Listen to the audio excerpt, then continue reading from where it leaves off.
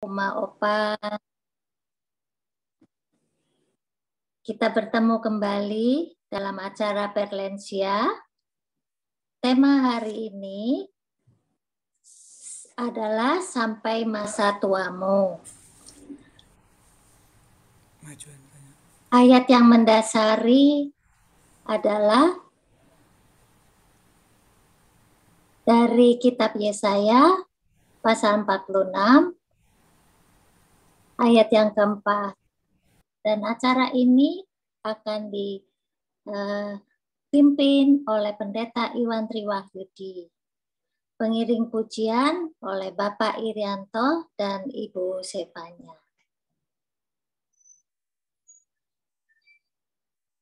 Sebelum acara ini kita mulai, saya akan menyampaikan tata tertib dalam mengikuti acara ini.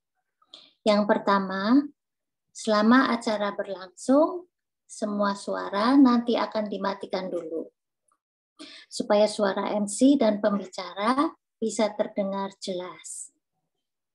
Yang kedua, ketika ada interaksi antara MC dengan peserta, peserta dipersilakan untuk mengangkat tangan di layar video. Nanti host akan menghidupkan suaranya. Yang ketiga, video atau kamera agar diaktifkan pada saat sesi foto bersama. Sekian tata tertib. Terima kasih. Selamat mengikuti Perlensia.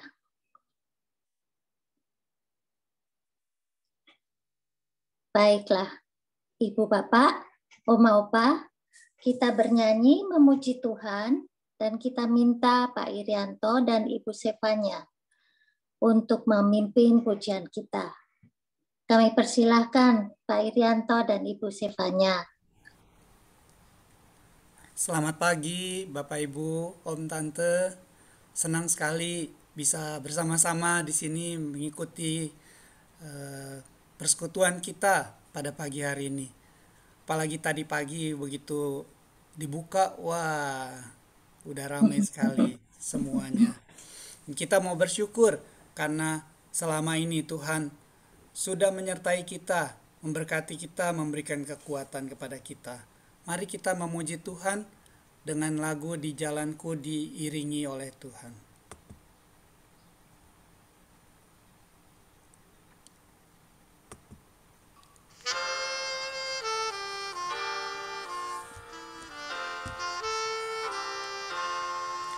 Di jalanku diiringi oleh Yesus Tuhanku, apakah yang kurang lagi jika Dia panduku? Diberi damai surgawi asal imanku teguh, suka duka dipakainya untuk kebaikanku, suka duka dipakainya untuk kebaikanku.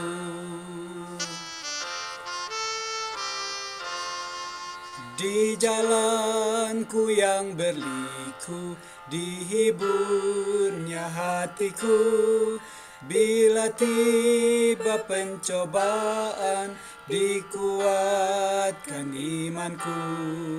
Jika aku kehausan dan langkahku tak tetap, Firi cadas di depanku, datang air yang sedap. Dari cadas di depanku, datang air yang sedap.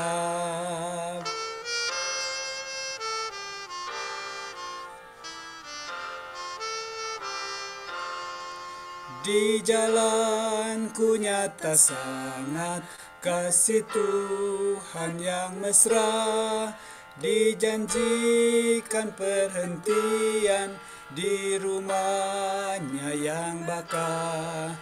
Jika jiwaku membubung meninggalkan dunia, Ku nyanyikan tak hentinya kasih dan pimpinannya. Ku nyanyikan tak hentinya kasih dan pimpinannya.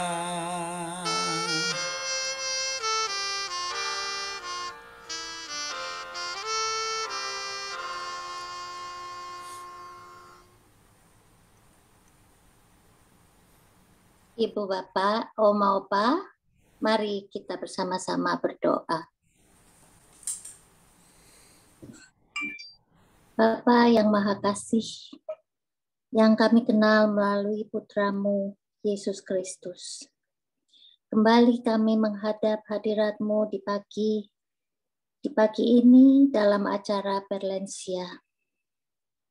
Kami bersyukur atas penyertaan-Mu setiap hari. Dan kami berterima kasih kalau kami boleh beristirahat dengan baik tadi malam. Bapa, kami mohon ampun atas segala kesalahan kami, baik itu berupa perkataan kami atau perbuatan kami yang mendukakan sesama kami di dalam lingkungan keluarga maupun lingkup yang lebih luas. Ampuni kami Bapa, dan ingatkan kami agar kami dapat berlaku lebih baik. Bapa, saat ini kami mohon kiranya Engkau hadir dalam acara Perlensia ini, dan Roh-Mu memimpin Pendeta Iwan yang akan menyampaikan firman-Mu dan memimpin kami agar firman-Mu itu dapat lekat dalam hati dan pikiran kami. Kami serahkan permohonan kami ini ya Bapa, hanya dalam nama Yesus Kristus. Kami memohon dan kami bersyukur. Amin.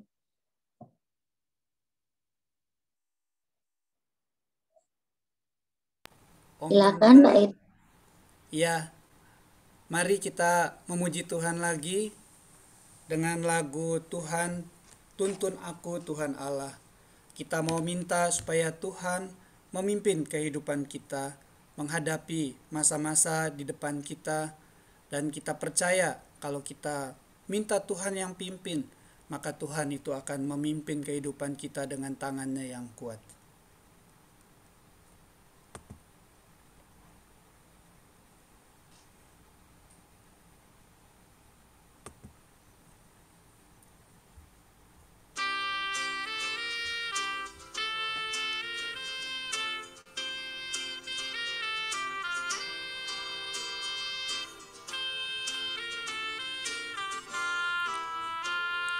Tuntun aku Tuhan Allah lewat gurun dunia. Kau perkasa dan setia, bimbing aku yang lemah. Roti surga, puaskanlah jiwaku. Puaskanlah jiwaku.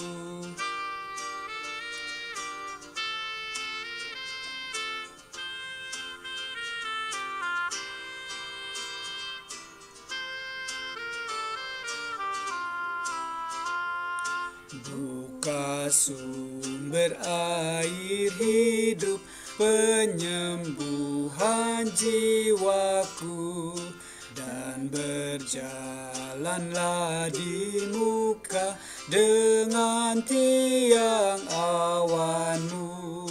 Juru selamat, Kau perisai hidupku.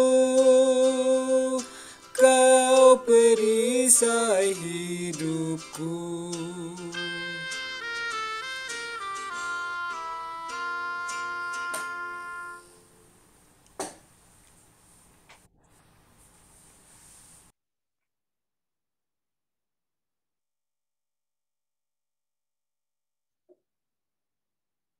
Silakan Pak Iwan.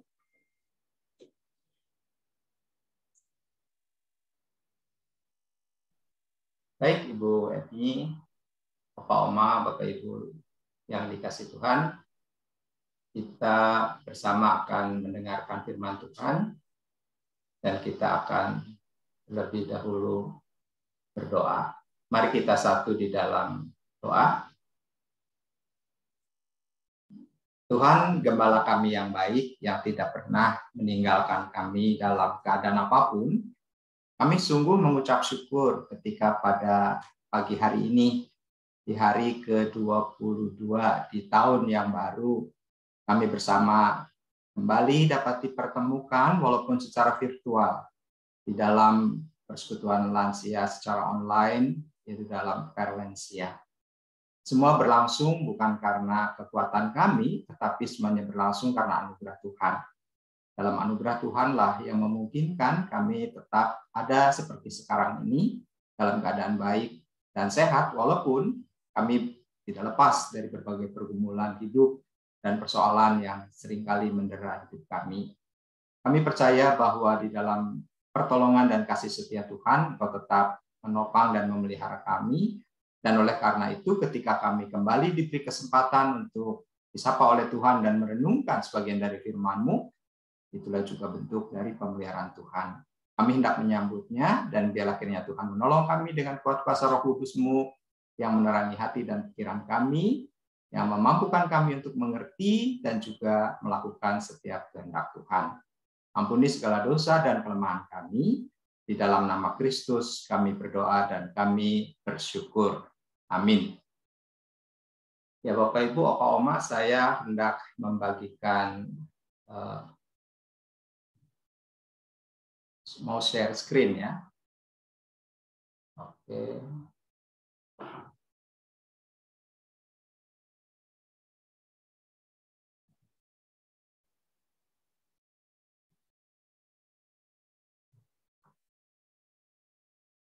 Saya mau share screen, Arman. Oke. Sudah tapak di layar ya? Arman, udah ada di layar ya? Sudah Pak. Oke, terima kasih. Sudah. Oke. Ya, kita akan membahas satu bagian dari firman Tuhan. Temanya ini sampai masa tuamu. Bacaannya sih Opa Oma, Bapak Ibu barangkali sering banget gitu ya dengar atau baca bagian ini. Nah, kalau dalam layar itu kan Yesaya 46 ayat yang keempat. Nah, saya hendak mengajak kita membacanya dari ayat yang ketiga. Saya baca demikian, Yesaya 46 ayat 3 dan 4. Dengarkanlah aku, hai kaum keturunan Yakub, hai semua orang yang masih tinggal dari keturunan Israel. Hai orang-orang yang kudukung sejak dari kandungan, hai orang-orang yang kujunjung sejak dari rahim. Sampai masa tuamu aku tetap dia, dan sampai masa putih rambutmu aku menggendong kamu. Aku telah melakukannya dan mau menanggung kamu terus. Aku mau memikul kamu dan menyelamatkan kamu. Ya, jadi Opa Oma, Bapak Ibu, ada beberapa poin di sini yang sangat menarik ya tentang bahasa yang dipakai oleh firman Tuhan, yaitu kata menggendong, mau menanggung, memikul, dan menyelamatkan. Mari kita akan dalami satu persatu. Tetapi sebelumnya, apakah definisi tua itu? Ya, kalau tadi kan sampai masa tuamu, ya aku akan menggendong kamu. Nah, ini saya barusan dapat WA ini, mudah-mudahan soundnya keluar ya. Saya setel beberapa pendapat kata Aderai tentang apa sih yang dimaksud dengan tua. Ya. Fitness mania, apa bedanya orang yang cepat tua sama orang yang mungkin justru nggak tua-tua? Jawabannya adalah lebih kepada asosiasi di kepala kita tentang yang namanya definisi tua. Ada seseorang yang memandang tua sebagai berikut. 5 definisi tua. Tua dianggap keriput, tua itu dianggap pikun, tua itu dianggap rontok rambutnya, tua dianggap keropos tulangnya, tua dianggap badannya bungkuk. Kebalikannya, ada orang yang merasa, apa definisi tua? Tua itu adalah kita menjadi lebih sabar, kita menjadi lebih bijaksana, kita menjadi lebih cerdas, kita menjadi lebih matang, dan kita juga punya kemampuan untuk memaafkan diri sendiri dan orang lain. Apa yang berbeda di antara dua hal ini, yaitu adalah cara pandang kita terhadap tua. Ketika kita punya cara pandang yang melemahkan hati, maka otomatis kita takut tua. Yang terjadi ya cepat tua. Ketika kita punya cara pandang yang menguatkan hati, ternyata kita berani tua. Apa yang terjadi? Ternyata malah awet muda. Ya, jadi itu Fitness mania. Ya. Fitness mania. Oke. Nah, mungkin Opa Oma pernah lihat juga ya di WA, itu saya dapat dari WA, menarik ya tentang konsep tua itu. Jadi bisa diartikan secara mindset ya. Kalau misalnya tua itu kan ada dua nih Bapak Ibu, ada dalam pengertian usia psikologis, ada dalam pengertian usia fisik. Nah, kalau usia fisik itu pastinya kita dengan tanggal lahir kita sampai hari ini ya, diukur dari tahunnya ya, kita mungkin kebanyakan di atas 60 tahun ya. Memang kelompok lansia itu orang mempunyai rumusan dari umur segitu ya. Ada yang bilang dari 55 ya, 60 itu. Tapi sebenarnya walaupun secara fisik dibilang kita lansia, beda dengan umur psikologis. Nah, kalau umur psikologis itu kan ada orang bilang gini, ada orang yang secara umur umur biologis, umur fisiknya itu mungkin udah 70 tahun atau lebih gitu ya. Tapi umur psikologisnya ya, ini menyangkut mentalitas sebenarnya, itu seperti kanak-kanak dalam arti nggak mature, nggak dewasa gitu ya. Jadi umurnya oke lah lanjut, tapi nggak dewasa gitu ya. Sangat kekanak-kanakan misalnya seperti itu. Memandang hidup suram dan kayaknya nggak ada masa depan gitu ya. Keluhan-keluhan aja gitu ya. Itu seperti itu. Tapi ada orang yang mungkin umurnya masih muda, belum lansia, tapi dari sisi usia psikologisnya itu udah mature, udah matang, udah dewasa, gitu ya. Sehingga pandangan-pandangannya itu, konsepnya ya itu positif. Gitu.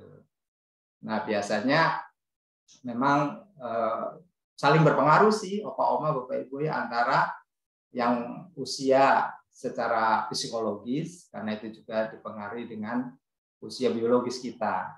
Ya, jadi ada yang namanya usia lanjut itu, ada orang yang mempunyai respon tadi seperti yang Ade Rai bilang ya. Ada yang walaupun merasa memang secara fisik dia tua, tapi konsep berpikir dia itu ya saya masih semangat, masih oke gitu ya. Ya dia kelihatannya seger-seger aja gitu ya. Tapi ada yang memang secara fisik udah merosot ya. Kemudian dia menyesali atau tidak bisa terima dengan bahasa tadi kan, tidak berdamai atau tidak memaafkan dirinya sendiri bahwa memang itulah umur yang harus kita lalui, kita nggak bisa terima, maka ya akhirnya nggak happy hidupnya gitu ya.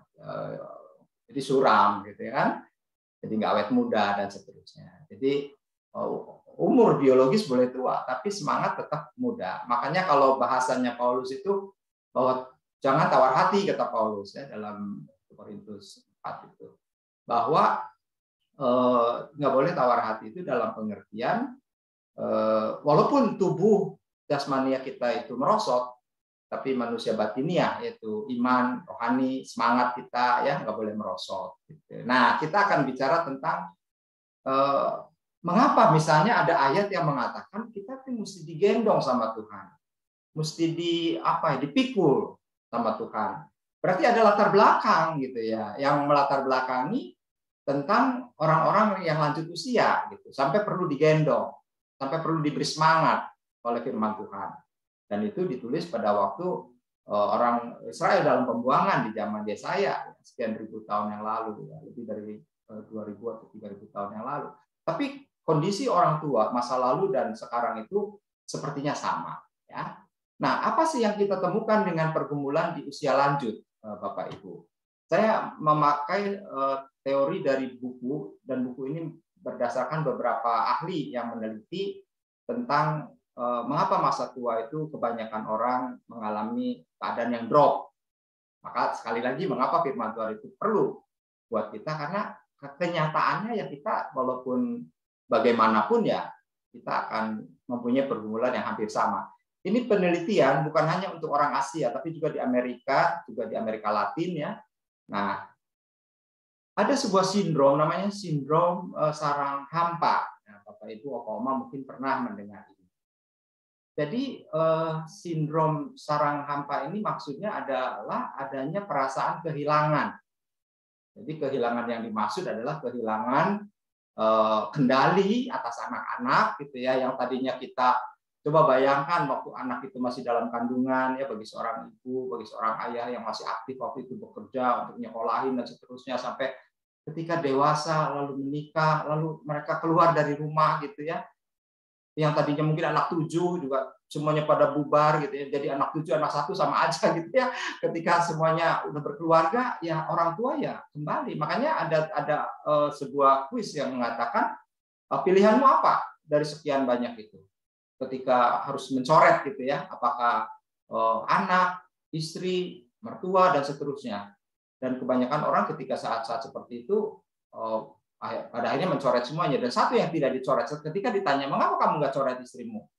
Ya karena saya akan selalu bersama dengan istri saya, atau dengan pasangan saya, dengan suami saya. Karena anak-anak akan meninggalkan kita, gitu ya. Mereka punya kehidupannya sendiri. Akhirnya ya kita berdua, gitu.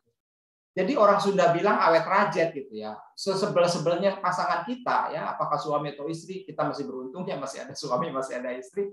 Menyebalkannya mereka itu ya itulah yang menjadi teman kita gitu loh. Ketika anak-anak udah nggak ada bersama kita, nah ini ada suatu perasaan kehilangan ya, atas anak-anak yang tadinya bisa mengendalikan anak-anak sudah nggak lagi, gitu. Nggak ada, anak-anak udah pergi.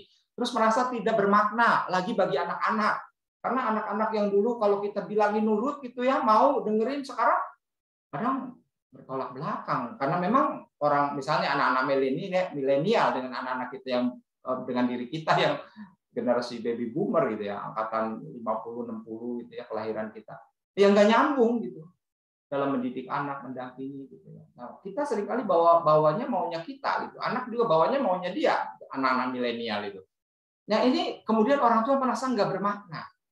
Oh, sekarang anak-anak gitu ya, dulu mah kalau kita ngomong didengerin, sekarang mereka bisa punya pendapat sendiri, akhirnya membantah, kita kadang sakit hati kan begitu ya. Lalu ada merasa cemas. Wah, kalau begini saya nanti gimana ya? Nggak ada anak, hidup sendirian, tua. Bahkan tidak sedikit orang tua yang sudah mikir-mikir. Nanti kalaupun saya punya rumah gede dan akhirnya kan kita tinggal berdua, terus nggak ada siapa, anak juga udah punya hidupnya masing-masing. Cemas gimana nanti ya? Ya udahlah nanti ke Panti Werda aja gitu ya. Kemarin saya ke Panti Werda di Sahabat Baru ya, di daerah Duri Kepak. Itu Panti Werda menampung beberapa lansia yang memang nggak mampu. Saya tanya mas suster berapa tiap bulan? Di sini serelanya katanya. Kalau ada mau bayar nggak boleh, kalau nggak itu yang ibu-ibu itu juga ditemuin di jalan tuh kita rawat katanya.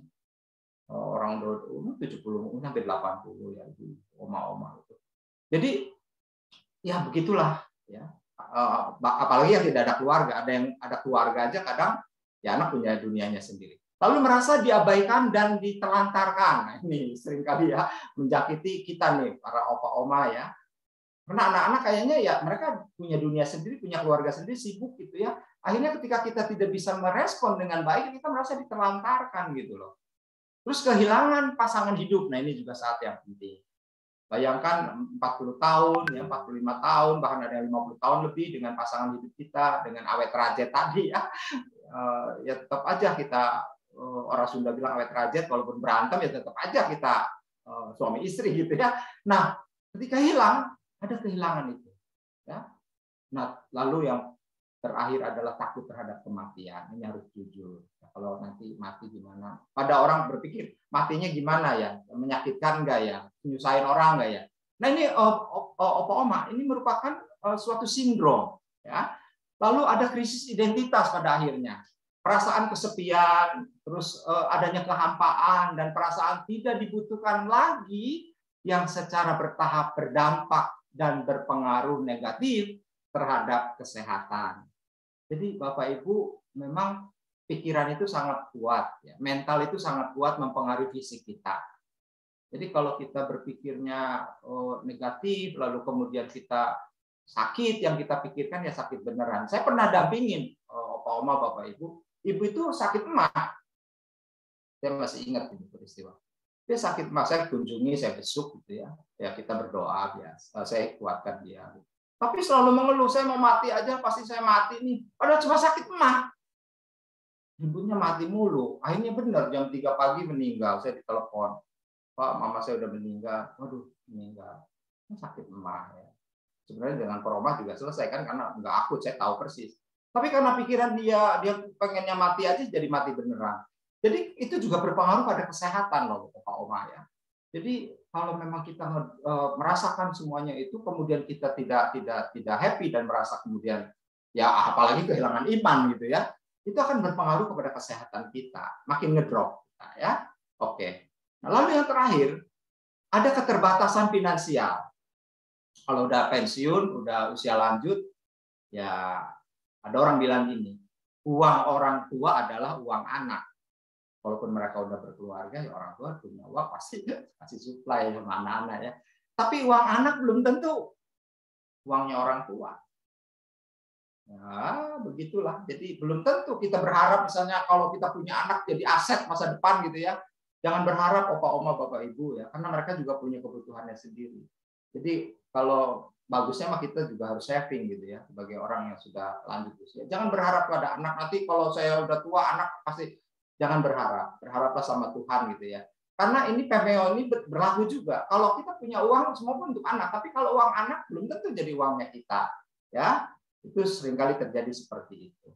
Nah, lalu apa kata firman Tuhan? Ini oma bapak ibu ya, menarik sekali bahwa kalau toh itu terjadi dalam hidup kita, dengan tadi gambarannya ya, ada sindrom sarang hampa, kita merasa tidak berarti, anak-anak merasa, kita rasa ya belum tentu anaknya cuek gitu ya, udah nggak peduli gitu ya, dan seterusnya. Lalu kan kita kemudian sepi, merasa sendiri, ya, merasa kita menghadapi hidup ini ke depan bagaimana begitu ya.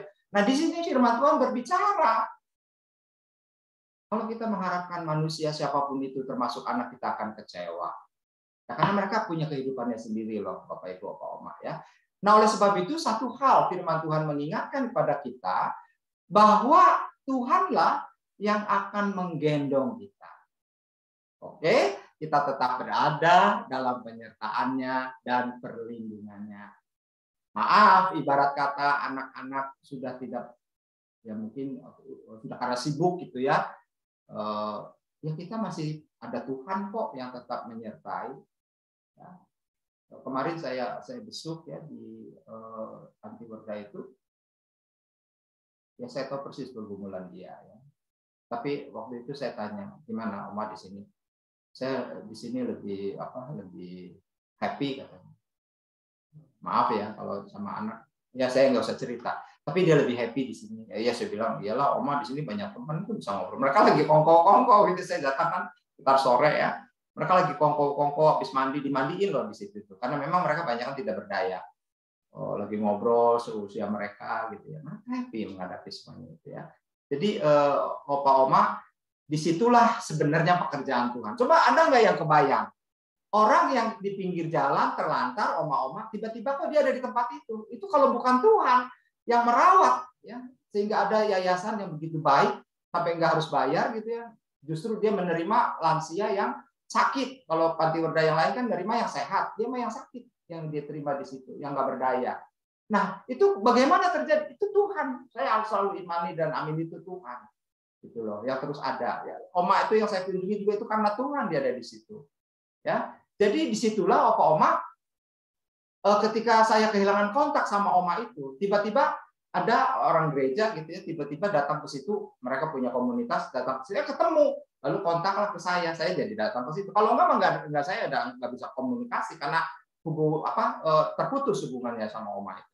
Jadi disitulah ketika hal-hal seperti itu kita yakini bahwa tetap berada dalam tangannya, meski secara fisik kita mungkin sudah dianggap habis oleh dunia. Habis manis cepat dibuang, misalnya ibarat yang paling buruk seperti itu ya. Maka Tuhan berjanji melindungi dan memberkati tidak saja hingga usia tua, tetapi sudah menjadi perhatian Tuhan sejak masih dalam kandungan. Luar biasa loh Oma, Bapak Ibu ya.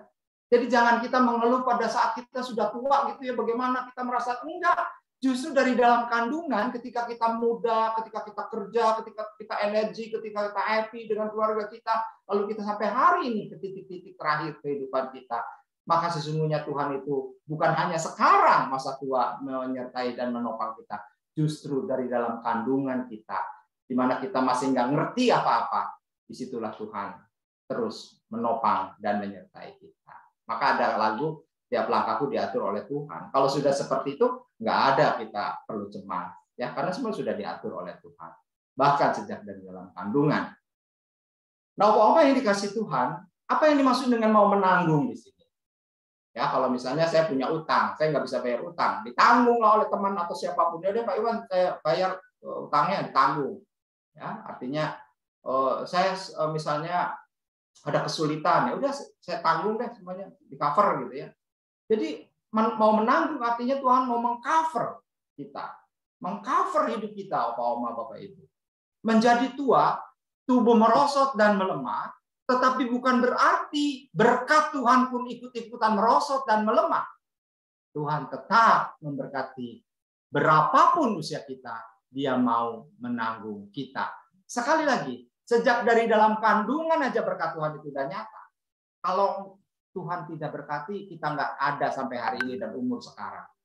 Ya, nah oleh sebab itu disinilah kita dikuatkan melalui firman Tuhan ini, bahwa walaupun kita merosot, walaupun kita menghadapi berbagai pergumulan, kita diingatkan bahwa Tuhan tetap memberkati dan tidak pernah berkatnya itu merosot. Berkat di sini bukan hanya uang ya, bukan hanya materi, tapi juga berkat misalnya pemeliharaan Tuhan, penyertaan Tuhan, itu juga berkat loh Pak Oma ya. Jadi kalau kita sampai hari ini dengan keadaan yang seperti ini, itu juga berkat Tuhan. Ya, terlepas kita punya pergumulan apa. Oke. Nah, terus dikatakan juga Tuhan mau memikul dan menyelamatkan. Oke. Nah, orang yang menyelamatkan itu biasanya dalam keadaan kritis, perlu diselamatkan. Kalau orang happy-happy baik-baik mah perlu ngapain diselamatin kan gitu ya. Justru orang yang dalam keadaan kritis harus diselamatkan. ICU itu kan tempat juga untuk menyelamatkan nyawa seseorang dari keadaan kritis, dari sakit misalnya. Nah, di sini dipakai oleh firman Tuhan, kata memikul dan menyelamatkan, artinya apa? Ketika kita angkat tangan itu artinya menyerah. Oke Tuhan, saya nggak kuat deh, saya nggak bisa deh. Karena ya kita nggak bisa cover kalau kita punya pergumulan dan beban. Maka disitulah Tuhan akan turun tangan. Nah, seringkali kita mau dengan cara kita sendiri dan tidak melibatkan Tuhan. Tuhan gimana mau campur tangan atau turun tangan gitu ya, kalau kitanya merasa kuat dan merasa hebat. Tapi ketika Tuhan, saya sudah dalam keadaan titik pergumulan yang berat, angkat tangan Tuhan, maka Tuhan akan turun tangan dan campur tangan. Jadi saya selalu bilang, jadi orang Kristen itu kagak ada habisnya, ya, karena kita punya Tuhan yang luar biasa. Nah, lalu yang berikutnya adalah bahwa Tuhan tidak pernah meninggalkan dan membiarkan diri kita. Dia menjanjikan kasih-Nya yang tidak pernah pudar. Kasih yang akan tetap sama besarnya sejak kita masih berada dalam kandungan. Coba Bapak Ibu, saya selalu bilang ya sama yang punya pergumulan, ya kita mengeluh ya saat-saat seperti sekarang, usia sekarang, apalagi pandemi ya kemarin. Apalagi kita usia sekarang kan dibatasin, ke gereja juga dibatasin. Ada yang WA saya, Pak, gimana sih gereja orang ke mall aja boleh 70 tahun. Kok yang penting ada peduli lindungi, kok ke gereja nggak boleh. Ya saya bilang ya gereja kan punya pertimbangan untuk juga menjaga opa-oma, bapak ibu kan begitu ya. Tapi ketika orang berpikirnya sebaliknya, akhirnya negatif. Padahal kan tidak seperti itu. Mana ada gereja jahat? Gereja itu nggak jahat. Kalau pemerintah oke lah, ke mall kemana-mana yuk boleh bebas. Tapi kalau ada apa-apa siapa? Mereka tanggung juga, orang mall itu kan enggak.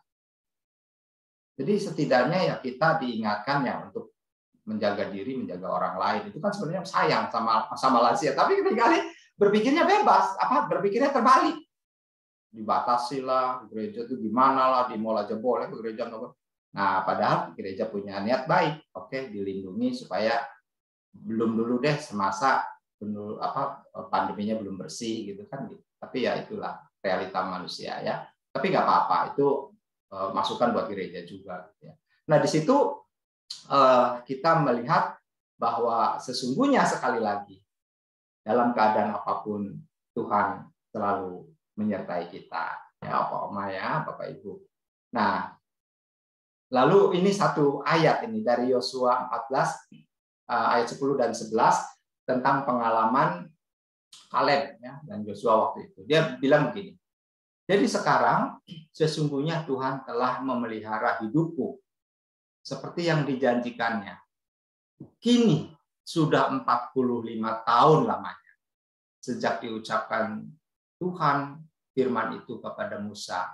Dan selama itu orang Israel mengembara di padang gurun. Jadi sekarang telah berumur 85 tahun aku hari ini. Ya, 85 tahun aku hari ini, waktu kitab ini ditulis. Pada waktu ini, aku masih sama kuat seperti pada waktu aku disuruh Musa. Seperti kekuatanku pada waktu itu, demikianlah kekuatanku sekarang untuk berperang dan untuk keluar masuk. Artinya, walaupun usia lanjut 85 tahun, penyertaan Tuhan itu tetap. Ya, ini pengalaman dari Kaleb, Bapak Ibu. Nah, itu juga menjadi pengalaman kita. Ya. Ingat, bahwa kita pun akan tetap ada dalam penyertaan Tuhan walaupun secara fisik kita merosot. Lalu apa tekad kita? Kan? Apa yang hendak firman Tuhan ini katakan buat kita? Setidaknya ada 3 hal. Yang pertama, selalu berjalan bersama Tuhan. Mengerti dan melakukan firman-Nya, hidup kudus dan taat, tidak menyimpang ke kiri dan ke kanan. Saya sangat apresiasi kepada Opa Oma, Bapak Ibu ya. Walaupun ada banyak kendala secara online untuk ikut Perlensia, tapi makin hari makin terus belajar ya. Dulu didampingi mungkin oleh cucu, oleh anak mantu, tapi sekarang mungkin banyak di antara Bapak Ibu yang udah bisa operate handphone ya. Nah, itu ucapan syukur kepada Tuhan dalam arti bahwa kita tidak lepas dari firman Tuhan. Opa Oma, Bapak Ibu rajin, saya apresiasi ya. Karena itulah memang satu-satunya yang bisa kita pegang di tengah ketidakpastian. Hanya firman Tuhan yang pasti. Ya. Kalau kita berharap pada dunia, melihat dunia dan seterusnya, kita yang ada tuh dunia kan menawarkan kecemasan, ketakutan gitu ya. Tapi firman Tuhan menawarkan kekuatan, pendampingan, penghiburan. Nah, coba bayangkan, kalau kita nggak pegang sama firman Tuhan, selesai kita hidup ini. Kalau kita bergantung pada hikmat dunia, kita selesai hidup ini. Tapi ketika dalam keadaan dunia yang bagaimanapun ya, lalu kita tetap berpegang, berjalan bersama Tuhan dan terus ada di dalam firman-Nya, maka kita setidaknya dikuatkan loh Bapak Ibu. Ibaratnya kita punya handphone. Handphone kan perlu baterai. Baterai kan perlu di-charge. Nah, kalau handphone itu nggak pernah di-charge, nggak bisa dipakai. Bapak Ibu, Opa Oma punya handphone yang 25 juta harganya. Kalau nggak ada baterainya nggak bisa dipakai. Nah, firman Tuhan itu nge-charge hidup kita.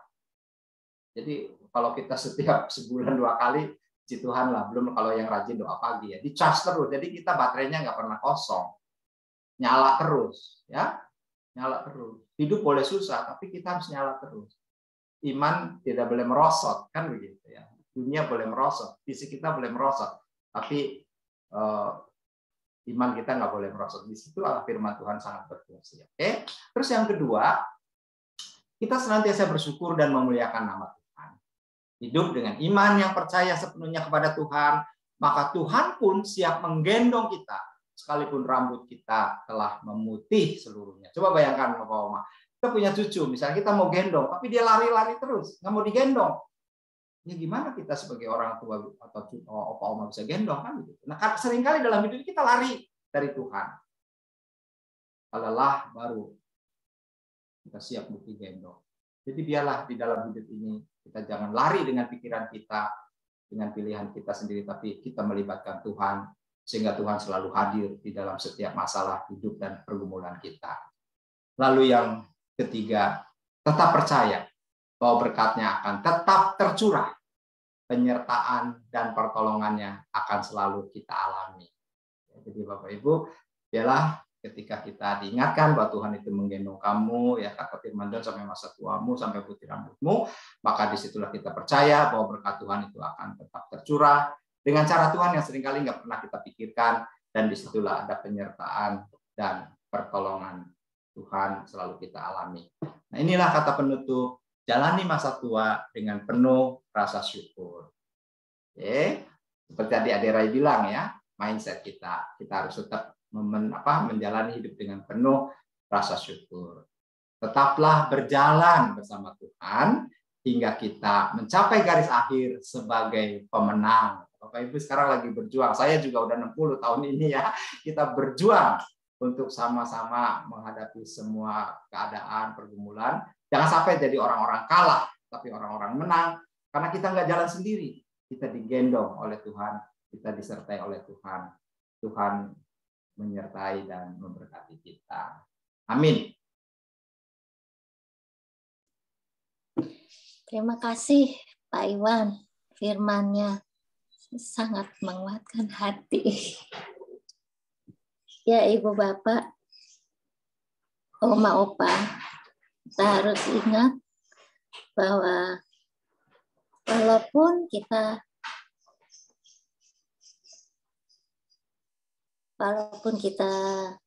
tua, tapi tetap kita harus punya semangat dan bertekad kuat seperti yang sudah dikatakan tadi oleh Pak Iwan. Karena kita tetap berjalan bersama Tuhan, kita harus melakukan firman-Nya, kita hidup kudus dan taat, selalu bersyukur, memuliakan Tuhan, dan tetap percaya bahwa berkat Tuhan tetap tercurah atas kita dalam kehidupan kita sehari-hari. Tadi Pak Iwan saya baca ada pertanyaan Pak Iwan. Mungkin boleh dijawab. Ada yang bertanya, Pak Iwan, Ya. bagaimana tuh menghadapi atau menolong orang yang mentalitasnya kayak anak kecil, padahal usianya sudah dewasa? Ibu Rosita yang menanyakan. Oke, ini pertanyaan yang menarik ya.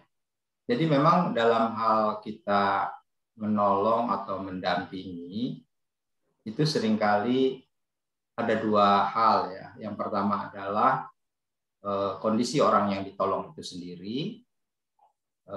Yang kedua adalah apakah ada kesediaan orang itu untuk memahami dirinya dan keluar dari persoalannya. Nah, yang tadi Ibu Rosita sampaikan kan, kalau dari pihak kita tujuannya baik. Ya, kita kan tadi dengan bahasanya kan menolong. Jadi tujuannya baik.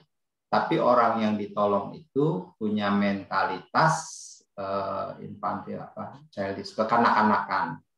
Ya, kekanak-kanakan, sehingga ketika kita menolong, pasti tujuan kita menolong nggak pernah bisa sampai. Nah, kalau misalnya kondisi orang itu secara mentalitas, itu kan berarti sudah secara psikologis. Gitu. Nah, kalau misalnya orang, kalau misalnya orang itu mempunyai mentalitas dalam pengertian tanda petik ya, dia itu sekali-sekali misalnya. Ya kan orang sering kali ngedrop karena di dalam diri kita tuh ada 3 ego, Pak Oma ya. Kalau kita udah seumur gini tuh ada 3 ego. Ego orang tua, ego anak, sama ego dewasa. Nah, seringkali dalam diri kita tuh muncul ego itu tuh. Kalau ego anaknya muncul, kita kayak kanak-kanak. Ya kayak anak gimana sih gitu ya. Kadang maunya dimengerti, nggak mengerti orang lain. Itu muncul tuh, ego anak-anak. Kadang muncul ego orang tua. Nah, kalau udah muncul ego orang tua, apa sih yang dilakukan orang tua terhadap anak? yang pasti drive ya, maunya gini, maunya gitu, maunya ya. Kita pernah jadi orang tua, kita pernah jadi anak gitu ya. Nah, kalau udah ego orang tua kan seringkali nggak ketemu tuh anak sama orang tua karena egonya nggak ketemu. Satu nasehatin maunya, yang satunya nggak mau dinasehatin. Dan yang ketiga dewasa. Dewasa itu mature, artinya dia melihat secara apapun masalah itu perspektifnya itu secara jernih, gitu ya. Secara jernih, nggak ada emosionalnya, pokoknya jernih dia. Nah itu kadang kita juga seperti itu, kadang bijaksana gitu ya. Kadang kita tuh bijaksana ngadepin masalah, kadang kita bete kayak anak kecil. Gitu. Nah kalau misalnya tadi muncul mentalitas itu sesaat ego anak itu muncul, yaitu masih tetap bisa dibenahi dalam tanda petik. Misalnya ya oke sekarang mungkin masih seperti itu, tapi kita bisa dampingi terus sampai akhirnya dia pada posisi memahami sebagai ego dewasanya muncul gitu ya. Oke dia melihat secara objektif. Tapi kalau udah mentalitasnya dari 3 ego ini yang muncul dominan anak mulu, ya, yang lainnya nggak ada tuh, yang nggak bisa ditolong. Ada 2 hal yang nggak bisa diubah. Saya selalu bilang di berbagai kesempatan, 2 hal yang bisa diubah dalam hidup ini. Masa lalu itu nggak bisa diubah. Apapun itu, senang, susah, pahit, manis, udah masa lalu. Ya, kita walaupun mengenang saat-saat gimana dulu ya, nggak bisa diapa-apain. Ataupun pahit yang membuat sampai hari ini masih pahit itu, nggak bisa diapa-apain masa lalu itu. Paling hanya kita berdamai dengan masa lalu. Ya, kita menyadari, kita pahami, lalu bukan untuk disesali, tapi untuk dikenali kan masa lalu seperti oh saya begini karena dulu saya punya pengalaman pahit seperti ini. Ya udah, tapi harusnya berubah. Tapi kadang orang ada di titik itu. Lalu yang kedua sikap orang. Jadi Bu Rusita pengen nolong orang itu, tapi sikap orang itu mentalitasnya kayak anak-anak terus ya kita nggak bisa bantu. Nggak bisa bantu, kecuali mungkin ke psikolog secara klinis ya, psikologi klinis. Gimana itu ada terapinya barangkali ya. Tapi kalau kita orang awam nggak bisa bantu. Nah, terapis dari psikolog ya, psikologi klinis mungkin bisa ya, karena itu menyangkut yang di luar yang biasa, yang normal pada umumnya. Jadi menurut saya ya kitanya sabar gitu kalau memang kita tetap mau dia ini ya kita tekunin, didampingin aja, tapi jangan berharap dia berubah gitu. Karena memang kalau udah mentalitas susah. Itu yang saya pahami seperti itu, Bu Rosita. Terima kasih Pak Iwan.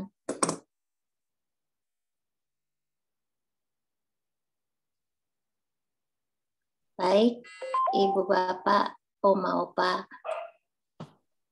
Sekarang saatnya kita foto bersama.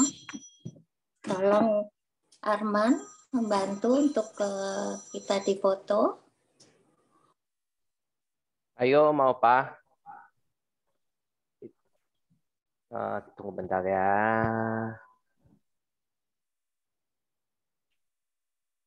Tunggu bentar ya. Oke, mau Pak, kita foto bersama ya. Senyum dulu. Yuk, 3, 2, 1. Oke, sekali lagi ya. 3, 2, 1. Sekali lagi. 3, 2, 1. Oke, terima kasih Om Opa. Terima kasih Arman.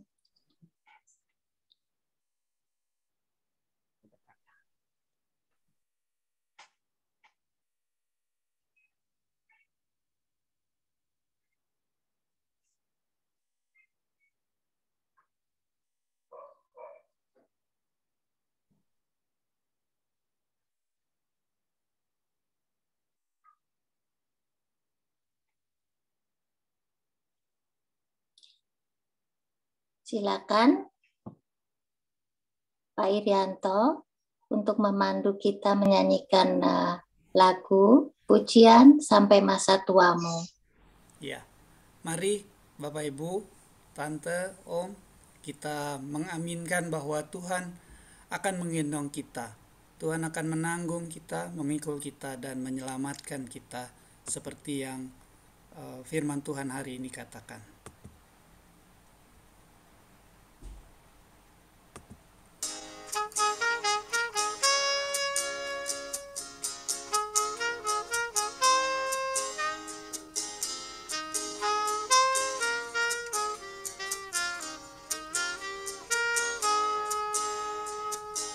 Sampai masa tuamu,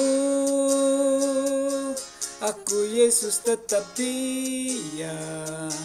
Dan sampai putih rambutmu, aku menggendong kamu. Aku telah melakukannya dan mau menanggung kamu terus. Aku mau memikul kamu dan menyelamatkanmu.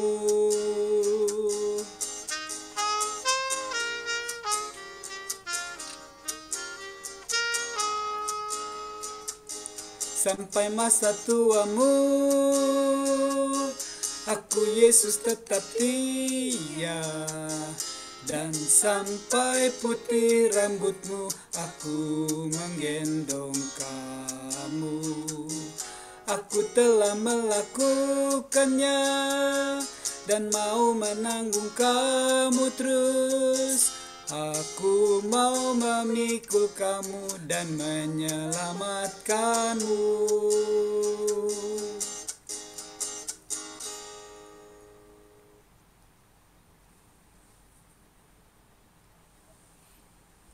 Mari Opa Oma, Bapak Ibu, kita masuk dalam doa syafaat. Mari kita satu di dalam doa. Terima kasih ya Tuhan, ketika kami tetap senantiasa dikuatkan oleh Tuhan melalui firman yang boleh kami baca, kami dengar, dan kami renungkan pada pagi hari ini. Kami bersyukur kami memiliki Tuhan yang selalu peduli, yang tidak pernah meninggalkan kami dalam keadaan apapun, bahkan ketika kami semakin merosot secara fisik dan secara psikologis, kami juga seringkali mengalami kesepian dan kehilangan, tetapi Tuhan selalu hadir, menyatakan berkat-Mu, menyatakan komitmen-Mu untuk tetap sama dengan kami, bahkan menggendong kami, menanggung kami. Ketika orang lain mungkin tidak mau menanggung kami lagi, tapi Tuhan mau menanggung kami. Dan Tuhan mau memikul dan menyelamatkan kami. Dialah Tuhan, kami sambut firman-Mu ketika kami lelah, khawatir, cemas dengan hidup ini. Masa depan kami, dialah kami ingat akan firman Tuhan ini. Sehingga firman Tuhan ini selalu menguatkan kami, dan kami tetap mendapatkan kekuatan dan pengharapan yang baru di dalam Tuhan. Saat ini kami berdoa bagi beberapa pergumulan saudara-saudara kami, dan kami pun di dalamnya melihat bahwa Tuhan juga selalu beserta dengan saudara-saudara kami. Saat ini Tuhan, kami hendak bersyukur ketika para lansia diperbolehkan kembali untuk mengikuti kebaktian di gereja, walaupun harus mendaftar dan mengikuti protokol kesehatan dan ketentuan Satgas dari gereja GKI Samanhudi maupun dari wilayah di mana gereja ini hadir dan berada. Ialah ketika para lansia boleh kembali menikmati ibadah di gereja, maka kesadaran untuk menjaga diri dan juga menjaga orang lain juga selalu ada. Dan kami hendak menyambut anugerah ini dengan ucapan syukur dan dengan tetap waspada untuk kami dapat datang ke gereja dengan protokol kesehatan yang ketat. Kami juga ingin berdoa bagi pengobatan Pak Herman yang masih dirawat di rumah sakit. Biarlah semua upaya pengobatan dapat berjalan dengan lancar dan kesehatannya kembali menjadi pulih seperti sedia kala. Kami berdoa untuk Pak Felix, Ibu Diana, Bu Sucianti, Bu Frida Winata. Kiranya Tuhan juga memberikan kesembuhan dan kekuatan, dan mereka tetap mengalami sukacita di dalam hati mereka, karena hati yang gembira adalah obat, dan mereka walaupun di tengah berbagai keluhan fisiknya, mereka tetap senantiasa melewati hari-harinya bersama dengan Tuhan sendiri. Kami teringat juga dengan Ibu Watli, biarlah ia juga dapat segera sembuh dari stroke, Kami tahu ini sebuah proses yang panjang karena sakit stroke, namun kami percaya bahwa Tuhan selalu berikan kekuatan dan pengharapan yang baru. Kami juga mengucap syukur bahwa Pak Suroto yang waktu lalu jatuh dari pohon kelapa sekarang sudah bisa berjalan dengan tongkat. Walaupun jalan masih dengan tongkat, kami bersyukur kalau Pak Suroto boleh mengalami kondisi yang semakin baik. Biarlah Tuhan sempurnakan kesembuhannya. Kami juga mengucap syukur bahwa operasi penggantian lensa mata kanan Ibu Indrawati berjalan lancar dan sekarang dalam masa pemulihan. Kami percaya bahwa Tuhan juga turut bekerja dalam setiap operasi yang berlangsung. Dan pada saat ini kami ingin berdoa untuk rencana operasi kaki dari Ibu Rani, istri Pak Calvin, pada hari Senin depan berjalan dengan lancar.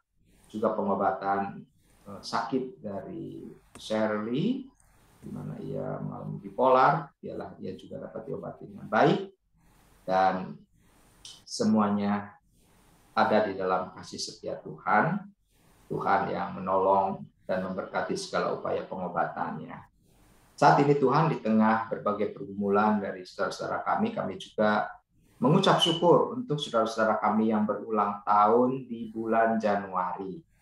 Kami berdoa bagi Ibu Lydia, Ibu Widya, Ibu Yuni Ruslimin, Ibu Mailan, Ibu Titi, Ibu Nurlina, Ibu Elviana Ipo, Ibu Sri, Kak Eni, Ibu Rosana, Ibu Yapdekim, Ibu Pendeta Sindu, Ibu Yanici, Ibu Betsy, Ibu Liana, Ibu Meli, Ibu Lili, Nawan, Ibu Lucia, Ibu Canpomi, Ibu Linawati, Ibu Yeni, dan Ibu Rosita. Kami sungguh bersyukur Tuhan, Engkau sudah tambahkan 1 tahun usia lagi dalam diri mereka masing-masing.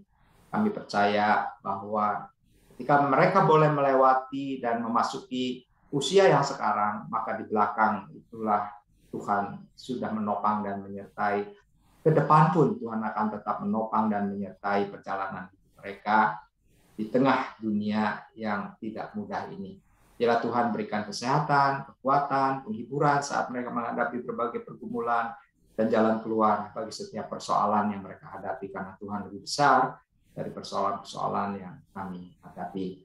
Kami serahkan mereka bersama dengan keluarga, dengan setiap hidup pribadi maupun hidup pelayanannya. Biarlah mereka semua ada di dalam naungan kasih setia Tuhan yang tidak pernah putus dari sekarang sampai selama-lamanya. Terima kasih Tuhan. Kami serahkan hidup kami masing-masing juga dengan berbagai hal di mana Tuhan mengetahui dan tidak ada yang tersembunyi di mata Tuhan. Biarlah Tuhan yang membukakan jalan bagi setiap persoalan-persoalan kami. Terima kasih di dalam nama Kristus, Gembala kami yang baik, yang tidak pernah meninggalkan kami dalam keadaan apapun, bahkan dalam lembah kekelaman sekalipun. Kami berdoa dan kami mengucap syukur. Amin.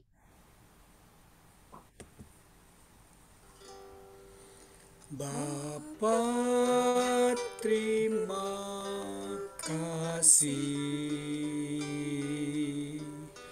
Bapa, terima kasih. Bapa di dalam surga, puji terima kasih. Amin.